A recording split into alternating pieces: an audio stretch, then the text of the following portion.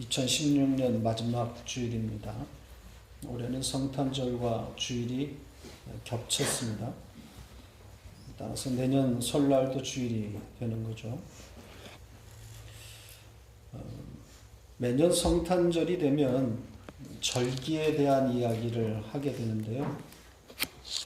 성탄절은 부활절과 마찬가지로 역시 정확한 날짜를 알 수가 없다 그랬죠. 아기 예수의 탄생일을 아는 사람은 아무도 없습니다. 하나님께서 그 날을 기념하지 못하도록 숨겨버리신 거죠. 인간은 태생적으로 보이지 않는 것들에 대하여는 참을성이 없어요. 무조건 눈에 보여야만 하는 거죠. 눈에 보여야 믿을 수 있단 말입니다.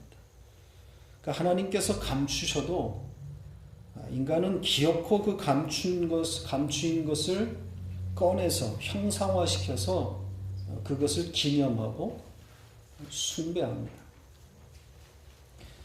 인간이 왜 바벨탑을 쌓았겠어요?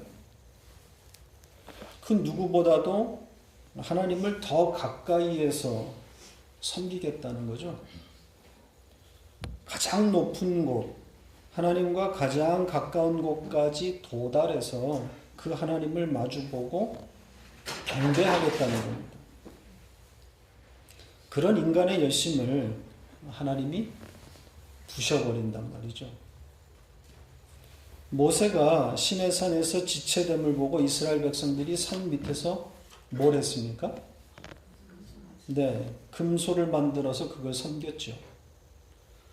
보이지 않는 하나님을 보이는 하나님으로 둔갑시키는 겁니다. 그들이 애굽에서 봐왔던 그 이방신의 방식으로 하나님을 섬기는 겁니다. 이스라엘이 금소를 만드는 것은 하나님을 버리고 바알신에게 간 것이 아닙니다. 바알 숭배 방식으로 하나님을 섬기는 거죠. 보이지 않으니까 눈에 보이는 형상을 만들어서 더 확실하게 신앙하겠다는 겁니다. 언뜻 나빠 보이지는 않아요. 더 열심히 섬기려고 하는 기특한 노력으로 보인단 말이죠. 그러나 하나님은 다르게 생각하시는 겁니다. 형상을 만들어서 그것을 섬기지 말라고 하신단 말이죠. 눈에 보이는 것으로 믿지 말라는 뜻입니다. 눈에 보이는 것은 또 눈에 보이는 것을 믿는 것은 믿음이 아니기 때문인 겁니다. 믿음은 인간에게서 나오는 것이 아닙니다. 하나님께서 믿게 하셔야 우리가 믿는 거 아니겠습니까?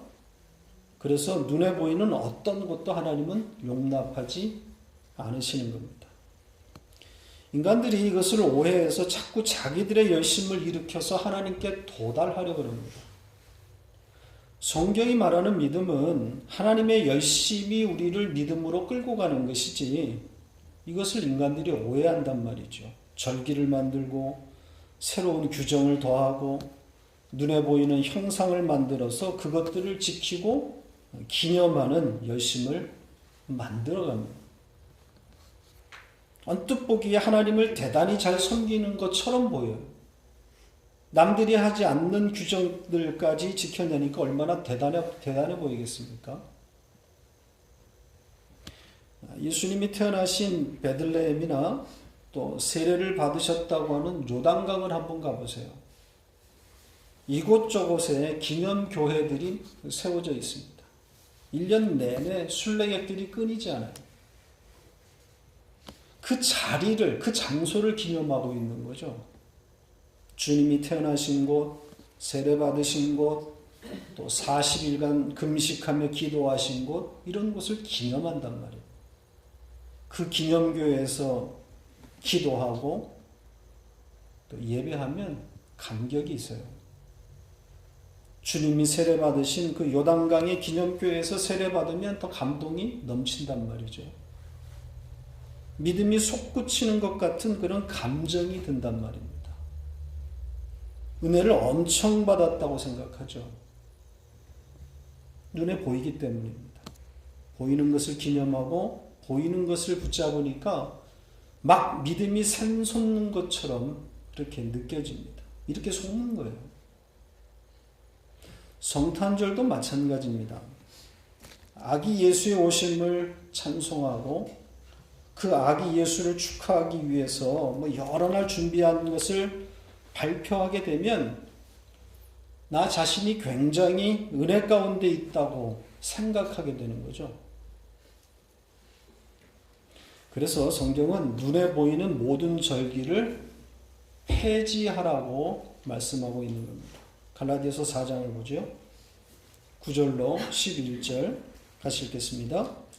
이제는 너희가 하나님을 알 뿐 아니라 더욱이 하나님이 아신 바 되었거늘 어찌하여 다시 약하고 천박한 초등학문으로 돌아가서 다시 그들에게 종노릇하려 하느냐.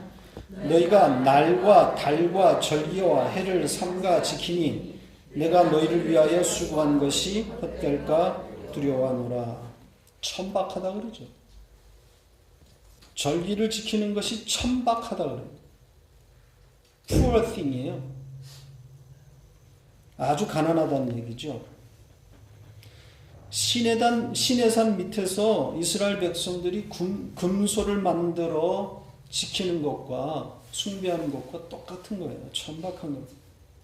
성탄절을 인간들이 합의한 날로 정해놓고 그날 아기 예수를 기념하고 또 축제로 즐기는 것은 하나님과 아무 상관이 없는 천박한 짓입니다. 하나님께서 인간들의 이 속성을 아시고 그 날을 숨기신 거예요.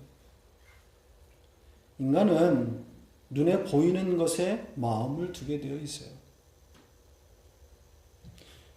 신앙생활은 눈에 보이는 어떤 것들을 찾아내서 열심을 내는 것이 아닙니다.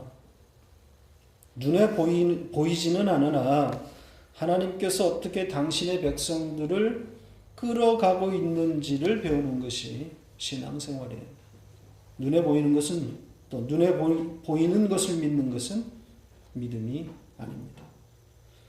기적을 보고 믿었다면, 기적 때문에 나왔다면 그것은 믿음이 아닌 거죠. 기적이 눈앞에 펼쳐지면 누구나 믿게 되어 있어요. 눈앞에 신기한 일이 벌어지는데 어떻게 안 믿습니까? 기적은 믿음이 필요하지 않아요. 그냥 보면 믿게 되어 있습니다. 기적 때문에 믿는 거란 말이죠. 그래서 그것을 믿음이라 그러지 않는 거예요. 믿음은 보이지 않는 것을 믿게 되는 것입니다. 내게서 나오는 것이 아니라 또 내 의지나 결단으로 믿는 것이 아니라 하나님의 의지에 따라서 믿어지게 되는 것이 우리가 갖고 있는 믿음입니다. 절기를 과감히 버리세요. 기념일 같은 거 없습니다. 또 교회에서 이벤트 같은 거 바라지 마세요. 교회는 오로지 예수 그리스도라고 하는 떡을 받아 먹는 곳입니다. 말씀을 받아 먹고 내 삶을 하나님께서 어떻게 끌어가시는지를 주의 깊게 인식하는 것을 배우는 겁니다. 지금 공부하고 있는 출애굽기 식으로 표현하면 하나님께서 우리를, 당신의 백성들을 애굽인 이 세상에서 끌어내서 영적 가나안인 천국으로 이끌어 가시는 것을 배우는 겁니다.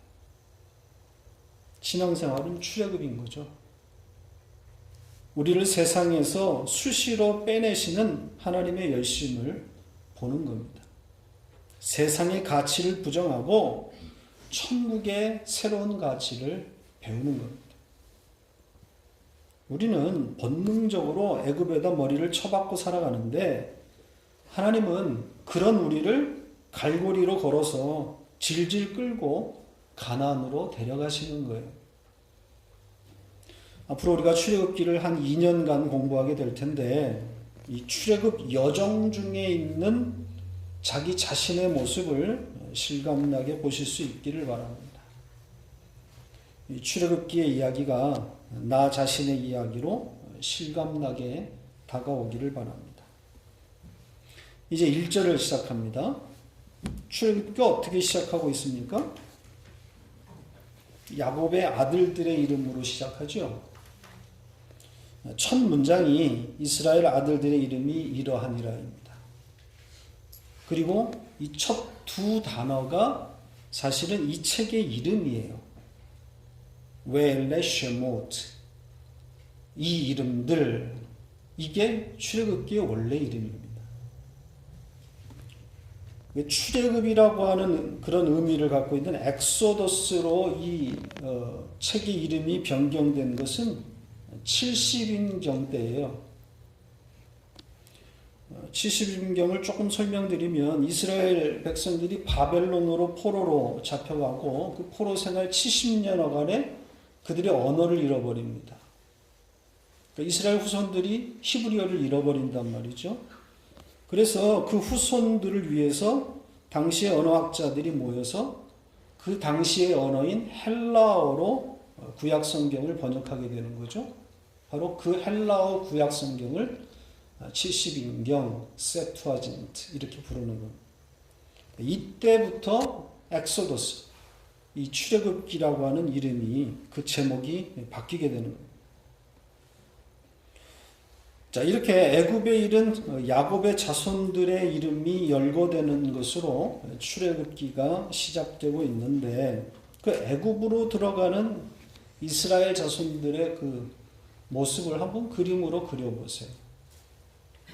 요셉이 지금 애굽에서 먼저 들어가서 기다리고 있고 그리고 그 형제들, 가족들이 그곳으로 들어가고 있는 겁니다. 그리고 이스라엘을 기다리고 있던 요셉은 거기서 죽는 겁니다. 요셉은 메시아의 예표라고 그랬죠. 그러니까 예수가 애굽에 먼저 들어가 있는 겁니다. 그리고 그 예수를 따라서 그 형제들인 하나님의 백성들이 애굽으로 따라 들어가는 거죠. 그리고 그 요셉이 죽고 그 후손들이, 그 형제들이 그의 해골을 메고 다시 가나안으로 돌아 나오는 이야기. 큰 그림으로 보면 이게 바로 출애굽기인 거죠. 이스라엘이 애굽으로 들어가는 모습은 하나님의 백성들이 이 세상에 던져지는 것과 같은 그림이에요. 우리도 원래 묵시 가운데 하나님의 백성으로 존재하고 있었던 사람들 아닙니까? 그런 하나님의 백성을 하나님께서 당신의 계획 가운데에서 이 땅에 보내시는 거죠. 이스라엘을 보세요. 이스라엘이 원래 어디에 있었습니까? 가나안에 있었습니다. 가나안에 있었던 이스라엘을 하나님께서 애굽으로 밀어 넣으시는 거예요. 우연히 애굽에서 이스라엘이 나오는 것이 아니라 하나님의 작정과 계획에 따라서 애굽으로 들어가는 거란 말이죠. 창세기 15장을 보죠. 13절, 14절 같이 읽겠습니다. 여호와께서 아브라함에게 이르시되 너는 반드시 알라 네 자손이 이방에서 객이 되어 그들을 섬기겠고 그들을 400년 동안 내 자손을 괴롭히리니 그들이 섬기는 나라를 내가 징벌할지며 그 후에 내 자손이 큰 재물을 이끌고 나오리라. 애굽으로 들어가는 것은 하나님께서 미리 아브라함에게 예고하신 일이에요. 그냥 우연히 일어나는 게 아닙니다. 그리고 반드시 다시 끌고 나오시겠다고 그러죠. 큰 재물을 이끌고 고토인 가나안으로 돌아올 것을 말씀하고 있습니다. 여기에 큰 재물은 하나님의 백성의 큰 풍성함을 상징하는 겁니다. 이 땅에서 부자로 만들어주겠다는 그런 말 아닙니다. 아무튼 애굽으로 들여보내신 분이 하나님이십니다. 왜 애굽에다 넣으시는 거죠? 애굽에서 어떠한 일이 일어날 것이라고 예고합니까? 이스라엘 자손이 괴롭힘을 받을 것이다 라고 말하고 있어요. 그러니까 이스라엘 백성을 하나님이 애굽으로 밀어넣으신 것은 바로 이것 때문인 거죠. 들어가서 어떻게 하라는 거예요? 고통당하라는 거죠. 고통받으라고 들여보내시는 겁니다.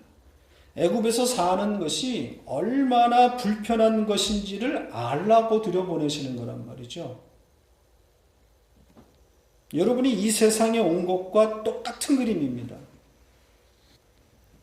여러분이 이 세상에 오기 전에 어디에 있었습니까? 가나안에 있었던 거죠. 창세전에 하나님이 여러분들을 이미 택함받은 자로 그렇게 택하시고 묵시 가운데 이미 구원받은 자로 존재하고 있었던 거 아닙니까? 그런 하나님의 백성인 자들, 그들이 바로 애굽인 이 세상에 던져지는 거란 말이죠. 묵시 가운데 하나님의 백성으로 존재하고 있었던 그들을 하나님께서 어떤 계획을 가지고 이 땅에 보내신 거란 말이죠. 하나님이 이스라엘 백성들을 왜 애굽에다 밀어넣으셨다 그랬어요? 고통받기 위해서라고 그랬죠. 괴롭힘을 당하는. 이 세상에 보내서 뭘 경험하라는 겁니까? 예, 이 세상이 내가 살 곳이 못 되는구나. 불편함을 경험하라는 거죠. 마찬가지로 하나님의 백성들을 이 땅에 보내신 이유가, 목적이 바로 그것 아니겠습니까? 이 세상이 내가 살 만한 곳이 아니구나. 참 불편하구나. 이 세상이 지옥인 것을 배우라는 겁니다. 그래서 성도는 이 세상에서 미움을 당하는 자인 거죠. 미움을 당하는 자 맞습니까? 요한복음 15장 19절을 보죠. 같이 읽겠습니다. 너희가 세상에 속하였으면 세상이 자기의 것을 사랑할 것이나 너희는 세상에 속한 자가 아니요 도리어 내가 너희를 세상에서 택하였기 때문에 세상이 너희를 미워하느니라. 세상이 미워한다 그러죠. 왜? 세상에 속한 자가 아니기 때문에. 그래서 사도 요한은 요한일서에서 세상이 미워하는 것을 이상하게 여기지 말라 그랬어요. 당연하다는 거죠. 성도는 이 세상에 사는 동안 이렇게 미움을 당하는 거예요. 이 세상에서 사는 것이 불편한 거죠.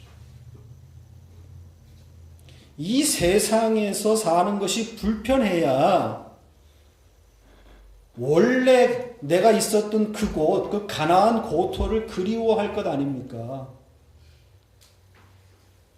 성도가 이 세상을 정복하고 그리스도의 계절, 좋은 세상을 오게 하면 이 세상을 버릴 수 있겠어요? 여기가 좋으면 원래 있었던 그곳을 우리가 사모하겠냐고. 교회가 세상으로부터 칭찬을 받고 하는 일마다 번성하고 성공하면 이 세상이 불편하겠습니까? 더 오래 이 세상에서 살고 싶을 거 아닙니까? 하나님은 그렇게 설계하지 않으셨단 말이죠. 이 세상을 누구에게 넘겨준 겁니까? 마귀에게 넘겨줬어요. 왜? 당신의 백성들을 괴롭히라고 마귀에게 넘겨줬단 말입니다.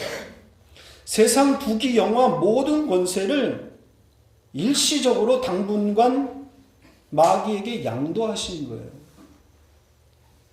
그 힘으로 당신의 백성들을 미혹해서 속여서 어떻게 하라고? 세상에 붙들어 매놓으라고.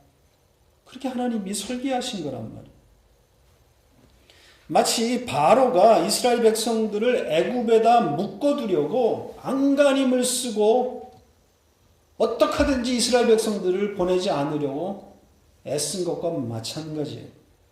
하나님께서 바로의 마음을 강팍하게 하셨다 그러죠. 완악하게 하시는 거예요. 이스라엘 백성들을 위해서 하나님이 바로를 그렇게 사용하고 있는 거란 말이죠. 우리가 이 세상에 있는 이유를 바로 알아야 됩니다. 성도의 존재 이유를 정확히 이해하셔야 하는 거죠. 세상을 바꾸라고, 더 좋은 세상 만들라고, 자식들에게 아름다운 세상 물려주라고 우리를 이 세상에 보내신 것이 아닙니다. 그게 아니라 세상에 있는 것 자체가 불편함이라는 것을 알게 하시는 거예요. 그래서 세상을 부정해 가는 자로 만들어 가시는 겁니다. 왜 이 세상이 지옥인지, 왜 지옥일 수밖에 없는지를 알게 되는 거죠.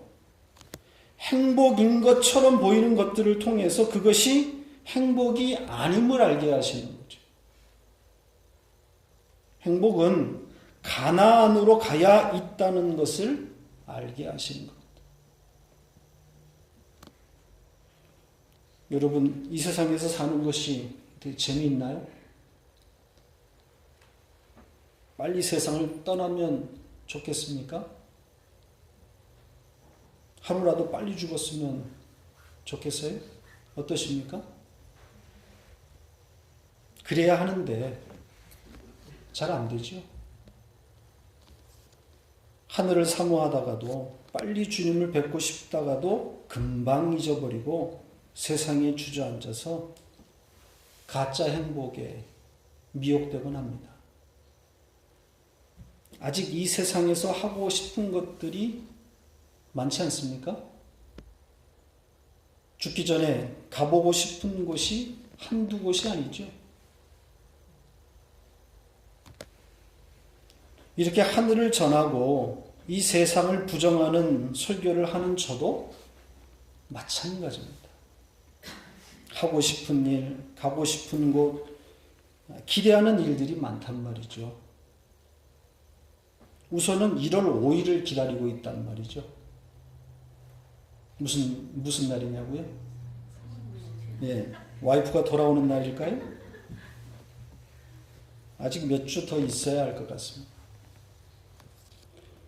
2주 동안 혼자 살림하고 생활하다 보니까 그것도 적응이 돼서 나쁘진 않아요. 이렇게 손도 비고 그랬지만 결혼 생활 거의 30년 동안 한 번도 혼자 있어 본 적이 없었는데, 혼자 있으면서 사실 많은 생각을 하게 됩니다. 그러면서 사실 아내에게 미안한 마음이 많아요. 속 좁은 남편하고 살면서 마음고생도 많았고, 또 경제적으로 여유가 있어 본 적이 별로 없기 때문에 제대로 선물을 해준 적도 없어요. 지난주에 그 인상 깊었던 드라마 장면이 있었습니다. 요즘 닥터 김사부를 잘 보고 있는데, 드라마 장면 중에 노 부부가 교통사고로 병원에 들어왔다가 그 병상에 누워있던 할아버지는 오히려 살고 할머니가 돌아가시는 장면이 있었어요. 근데 그 할머니가 이제 심정지가 왔고 의사가 응급조치를 취하려고 하자 할아버지가 만류하면서 자기 아내가 편히 가도록 놔두라고 하는 그런 그 장면이 있었습니다. 그러면서 아내의 손을 잡고 이 넋두리처럼 던진 말이 마음에 와닿습니다. 평생 고생만 시켜서 미안하다, 그런 말이었어요. 혼자 그 드라마를 보고 있었는데 정말 그 죽은 아내가 제 아내처럼 다가왔어요. 지금 아내가 저렇게 죽으면 내가 할 말이 바로 이 말이겠구나. 고생만 시켜서 미안하다. 전에 이런 비슷한 상황이 또 있었어요. 막내 아들과 한동안 제가 이렇게 대립 가운데 있었을 때가 있었는데, 한국의 그 아이를 떠나보는 후에도 이런 그 비슷한 그런 상황이 있었습니다. 그 당시에 고등학교 1학년 때인가 그랬을 거예요. 한 집에 있는 것조차도 힘들 정도로 그렇게 어려웠었는데, 막상 한국으로 이게 이제 혼자 떠나 보내놓고, 그때가 그 제빵왕 김탁구라고 하는 드라마를 할 때였어요. 그 엄마를 잃어버린 아들이 그 엄마를 다시 찾게 되는 그런 스토리 아니었습니까? 그때도 그 아이와 저의 어떤 그 상황이 오버랩되면서 사실 많이 울었는데, 이번에도 이 닥터 김사부하고 이 와이프하고 이렇게 오버랩되면서 사실 많이 이렇게 센치해졌습니다. 울었어요. 그래서 요즘도 이렇게 카톡으로 좀 징징대다가도 그냥 30년 만에 휴가를 보내준 거라고 생각하고 그러지 말아야지, 그렇게 생각하고 있습니다. 두 아들이랑 좀 마음껏 지내면서 잘 쉬다가 왔으면 좋겠습니다. 뭔 얘기를 하다가 이렇게 하겠네. 1월 5일을 기다리고 있다고 그랬죠. 예, 막내 아들이 데뷔전을 하는 날입니다. 이제 대면 킬러 웨이즈라고 하는 팀과 계약을 했고 드디어 이제 프로 선수로 첫 경기를 치릅니다. 이 아들이 아들의 하키 하는 경기를 보는 것보다 더 흥분되는 것이 없어요. 마음으로는 달려가서 현장에서 보고 싶죠. 그러다가도 이 애굽의 머리를 쳐박고 있는 내 모습이 보이는 거죠. 애굽의 가치의 마음을 빼앗겨 버린 겁니다. 아들의 하키 경기가 뭐 그리 대단한 거라고 그날을 손꼽아 기다리겠습니다. 그러니까 아직 먼 거죠. 참으로 세상적인 그런 한심한 내 모습을 보게 됩니다. 그러니까 이런 나를 하나님께서 수시로 갈고리로 걸어서 거기서 끌어내시는 거죠. 믿음이 나에게서부터 나오는 거라면 저는 진작의 지옥 백성입니다.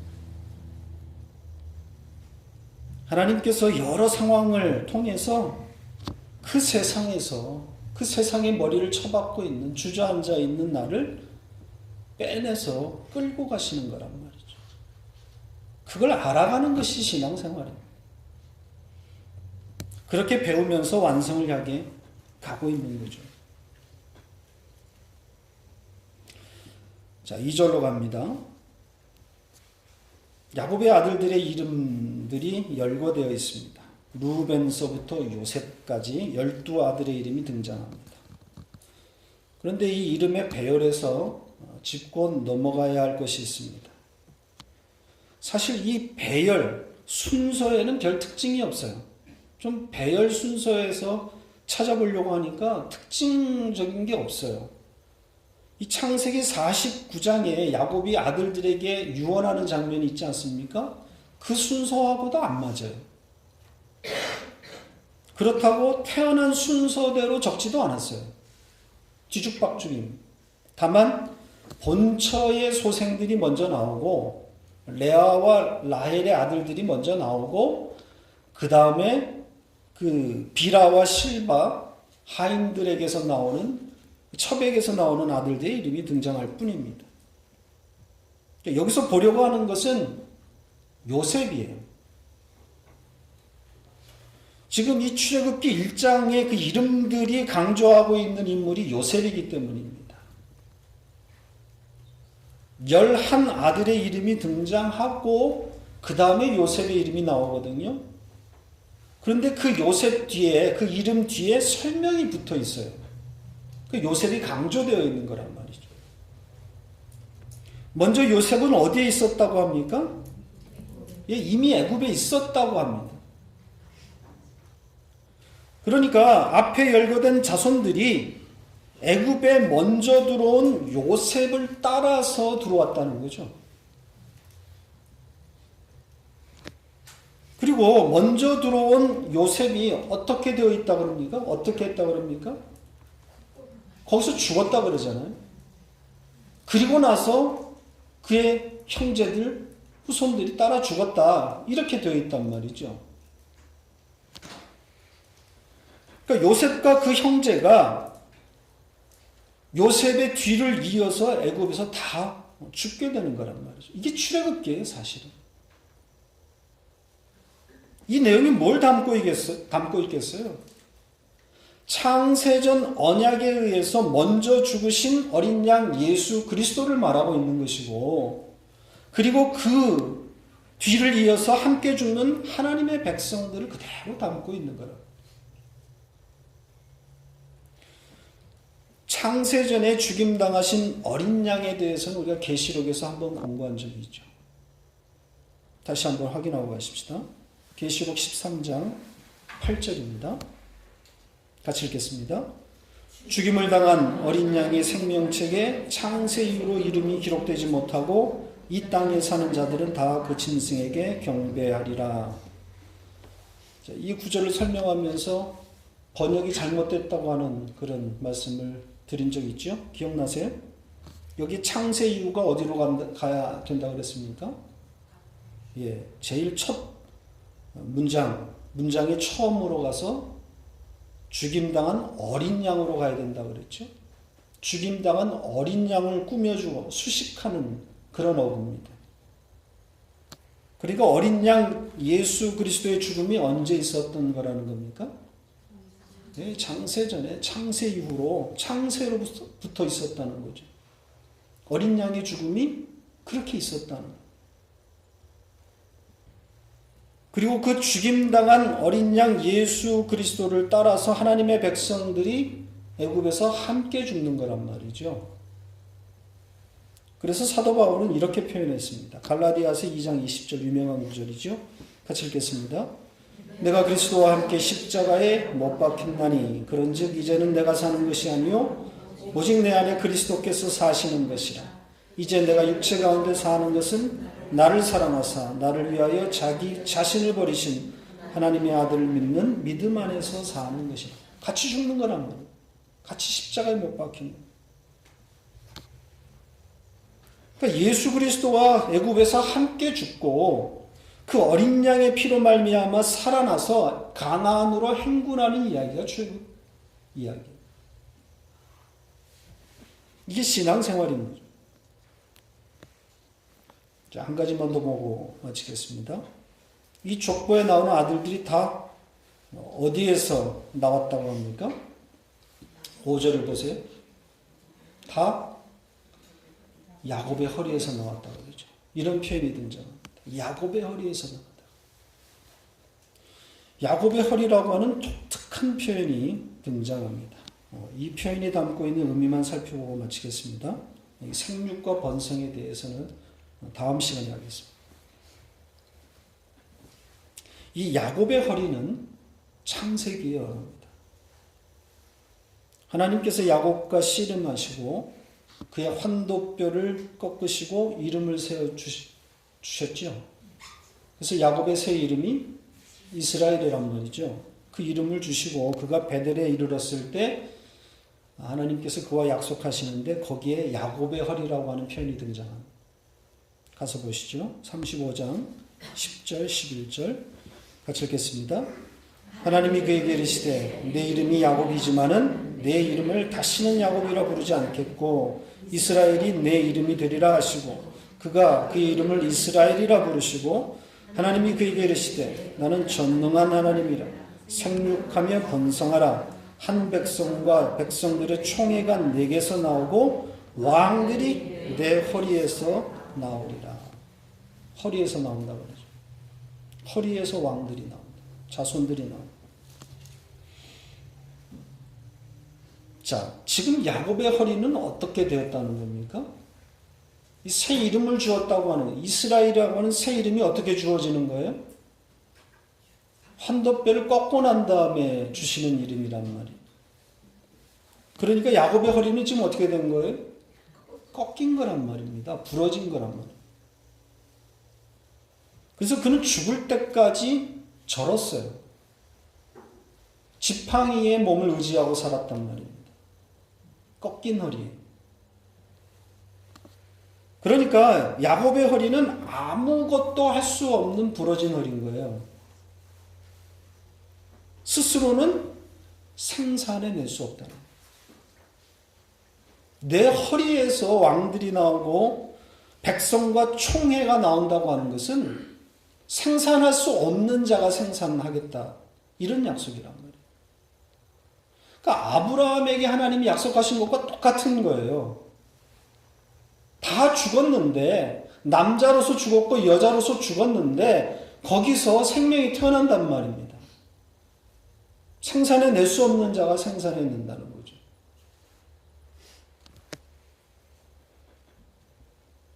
그러니까 그의 그 꺾인 부러진 허리에서 후손들이 나오고 또 왕들이 나온다고 하는 것은 하나님께서 그렇게 하시겠다는 거예요. 그 후손, 그 왕들이 누구겠어요? 여러분들입니까? 아닙니다. 예수 그리스도를 말하는 거예요. 예수 그리스도를 예표하고 있는, 그게 번성인 거죠. 이 번성과 또 이 생육에 대해서는 다음 주에 좀 더 자세하게 말씀을 드리겠습니다. 아무튼 야곱의 허리에서 나오는 자손들이라고 하는 표현은 야곱의 능력으로 나오는 자들이 아니라 하나님께서 생산해내는 하나님의 백성들이라고 하는 의미인 거예요. 내가 생산해낸 아들이 아닌 거죠. 하나님의 의지와 하나님의 열심이 담겨진 표현입니다. 이들을 하나님께서 애굽으로 넣어서 무언가를 가르치고 다시 끌어내는 이야기가 출애굽기입니다. 다음 주에 계속하겠습니다.